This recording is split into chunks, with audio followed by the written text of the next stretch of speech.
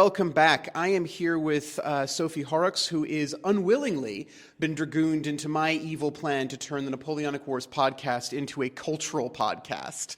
Now, Sophie, can you tell us a little bit about your research? Of course, thank you. I'm a theatre and music historian. I've written on the 19th century. I look at touring opera and theatre troupes going around provincial France. But I'm here today because I was looking at theatre in the occupation, military influences in northern and Alsatian France. So yeah, I was going to say, you know, we have people all over the place, and we cover a wide variety. Thanks to me, we're up to about 1850 now.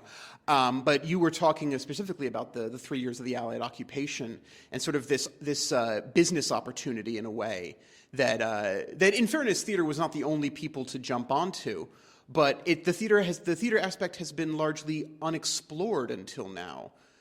Yes, I think that's because there's so many elements. There's the theatre text, there's the actual performances, and there's the infrastructure.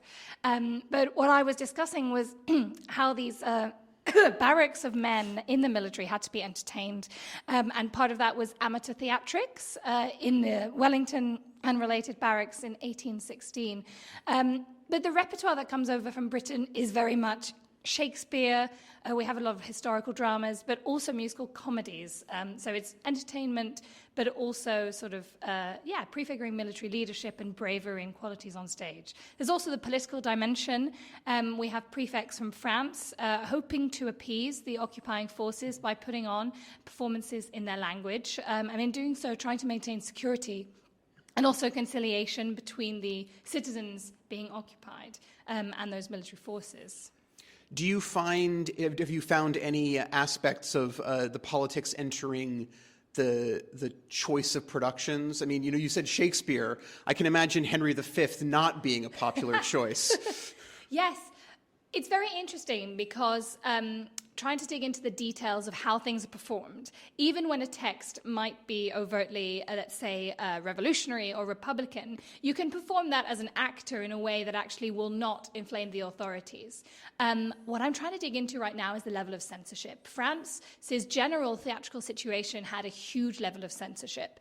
So even from operas to play texts, everything would have been, at that time, very much looked over by the Bourbon and the Restoration monarchy, really.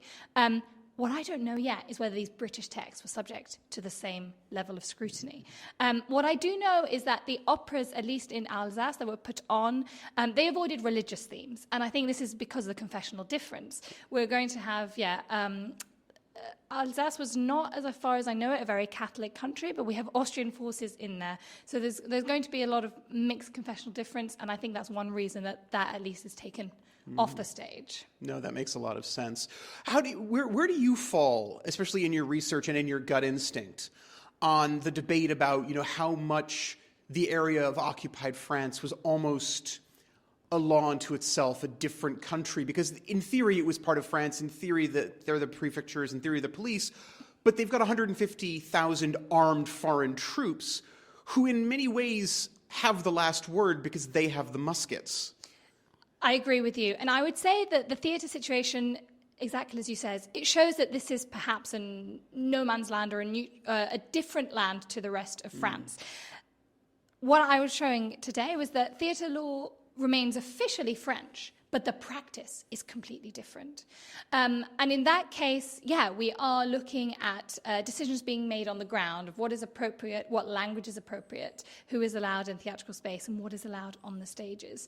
And that's what's so exciting. I only looked at two towns, Colmar and Valenciennes, but there are hundreds of towns. There are hundreds of different types of occupation. And then there are all the spectators who will have individual experiences of living under the same roof as their military occupiers. So I think it is a polarizing and very different society on this fringe, and we can gain some insight into that by looking at the theatrical culture. Absolutely, and not to sort of completely derail your research or to push back, but I know this is something that our listeners and viewers are going to be wondering about, because it's something I'm wondering about. So obviously these rules are set in stone in Paris and places like that, but France is a large country.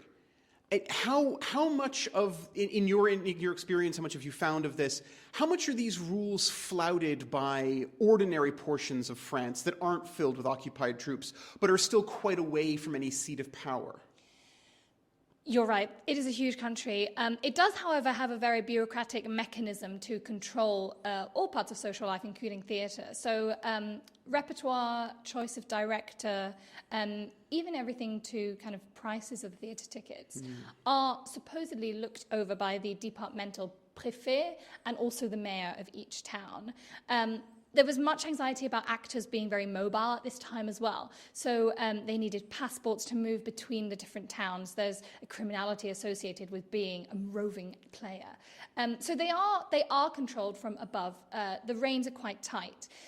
But what you can't control is how people react to theatre. And so there, I think there is the diversity and the looseness in terms of official representation that we can find. Obviously, those are the sources that are the hardest to discover. And so we need a huge project. And I think that's the future, Absolutely. to look into these pockets, as you say, of kind of diverse, a diverse response to official legislature and culture. All right, one more question, because you've just prompted this, and I'm very curious about this. You say that ticket prices are sort of looked over. Is there a national standard, or is there an accepted understanding that, for example, theatergoers in Paris will have slightly more money to spend than theatergoers in the rural South? That's an interesting point. In general, the range of tickets, the scale is looked over. So what the authorities want to do is they want to make sure that the lowest labourer can, at least once a week, buy a ticket to see some edifying and moralising piece on stage. But they also want there to be opportunity for the civic elites to see each other in the boxes and be seen at the theatre. So that's the reason that the ticket prices are kind of overlooked. So we have a very cohesive theatrical experience for the low and for the high. But yeah, everything has to depend on the local prices, the local labour economy. So there is a range there. And also, poor directors, the only way that they're getting funded, at least in the roving troops, is through ticket sales. So you do, as they try to do opera, they gradually put the prices up, and that becomes a sticking point because they can't actually play to the local population if they can't buy the tickets. Something that most of Broadway in the West End is currently dealing with. Very applicable to the modern age. It really is, very much. All right, Sophie, thank you so much for this. It's fascinating, and looking forward to seeing more of your work in the future. Thank you. Hello again, folks. Please remember, we're still fighting back from that Spotify nightmare.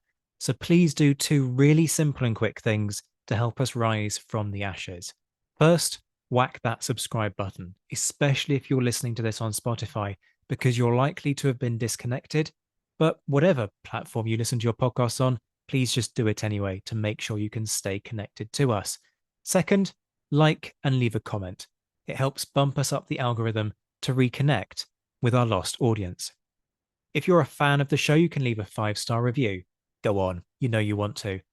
And did you know that you can now join a mailing list to get regular updates on all the news about newly released episodes, meetups for patrons, new lines of merch that have dropped, and all the hot gossip about what's coming soon?